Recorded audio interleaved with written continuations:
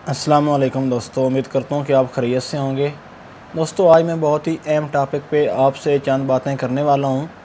आज का टॉपिक जो है वो हाथ धोने के बारे में है। दोस्तों, क्या आप जानते हैं कि आप अगर साबुन से भी हाथ धो रहे हैं तो बाज़ औक़ात आपके हाथों के ऊपर जरासीम रह जाते हैं, जो कि आपके खाने के साथ आपके जिस्म में चले जाते हैं और आपको बीमार कर देते हैं। आज मैं आपको एक ऐसा तरीका बताने वाला हूँ जिस पे आप अमल करके अपने हाथों को जरासीम से बिल्कुल पाक कर सकते हैं। हमारे हाथों पे बहुत ज़्यादा किस्म के जरासीम होते हैं जो कि हमारे खाने के साथ हमारे पेट में चले जाते हैं, और वहाँ हमारा एक इम्यून सिस्टम है, कुदरती एक मुदाफ़ती निज़ाम है जो कि इसको ख़त्म कर देता है।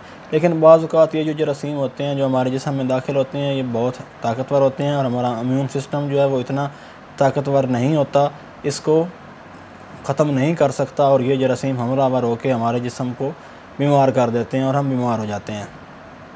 तो आज मैं आपको एक ऐसा तरीका बताने वाला हूँ जिस पे अमल करके आप बिल्कुल इन जरासीम से महफूज रह सकते हैं और आपको कोई परेशानी का सामना नहीं करना पड़ेगा। आगे बढ़ने से पहले मेरी आपसे रिक्वेस्ट है कि अगर आपने मेरा चैनल सब्सक्राइब नहीं किया तो मेरा चैनल सब्सक्राइब कर लें और साथ लगे घंटे के निशान को दबा दें ताकि आपको आइंदा भी इस तरह की वीडियो मिलती रहें। दोस्तों, आज का जो हमारा टॉपिक है वो हाथ धोने के बारे में। मैं आपको तरीका बताऊंगा हाथ धोने का, भाई आप किस तरीके से आपको हाथ धोने चाहिए। सबसे पहले आपको जो पानी है वो खोलना चाहिए और अपने हाथों के ऊपर साबुन लगाना चाहिए। साबुन आपने हमेशा एंटीबैक्टीरियल सोप यूज़ करना है, ब्यूटी सोप यूज़ नहीं करना, क्योंकि ब्यूटी सोप में इतनी ताकत नहीं होती कि वो जरासीम आपके ख़त्म कर दे। जो एंटीबैक्टीरियल सोप है अच्छे वाला जो है वो इस्तेमाल करें, उससे आपके जरासीम जो हैं हाथों के वो ख़त्म हो सकते हैं। सबसे पहले जो है वो इस तरीके से आपने हाथों के ऊपर साबुन लगाना है। इस तरीके से, ये जो मैं आपको बता रहा हूँ, इस तरीके से साबुन लगा के, अक्सर लोग इस तरीके से लगा के धो के बस कहते हैं हमारे हाथ साफ़ हो गए हैं। ये तरीका बिल्कुल गलत है। हाँ, इस तरीके से लगाना है सबसे पहले, इस तरीके से। उसके बाद जो है वो आपने इस तरीके से आपने पहले एक हाथ से फिर दूसरे हाथ से ऐसे कम से कम 3 दफ़ा, ठीक है। इस तरीके करने के बाद जो है वो आपने इस तरीके से ये उंगलियां अपनी उंगलियों के अंदर डालनी है। इस तरीके से आपने जो है ना इस तरीके से करना है, ऐसे ऐसे।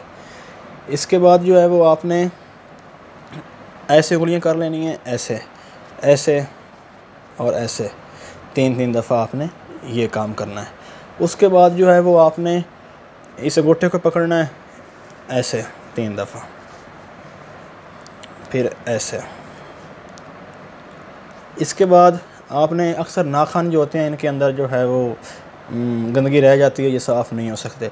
ये आपने ऐसे करना है हाथ, और ऐसे हथेली के ऊपर आपने ऐसे ऐसे करने लग जाना है, और फिर इसी तरीके से। और इसके बाद जो आपने पानी की टूटी खोली है उसके ऊपर ये साबुन वाला हाथ जो है ये आपने लगा के उसके ऊपर भी फुल साबुन लगा देना है। उसके बाद आपने हाथ पानी से वाश करने हैं और एंड पे थोड़ा सा पानी जो है वो टूटी के ऊपर डाल के साबुन जो है वो नीचे आपने उतार देना है, और उसके बाद आपने टूटी बंद कर देनी है। तो इस तरीके से आपके हाथ साफ़ हो जाएंगे।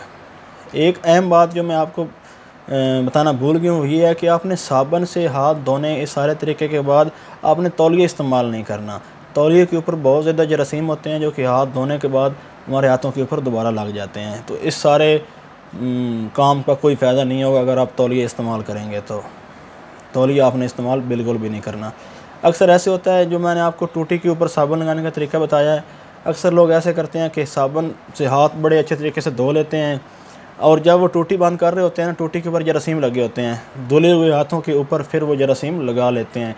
और क्या फ़ायदा ऐसा काम करने का। तो उम्मीद है कि आपको आज की जो वीडियो है इसकी समझ आई होगी और ये आपके लिए फ़ायदेमंद भी साबित होगी।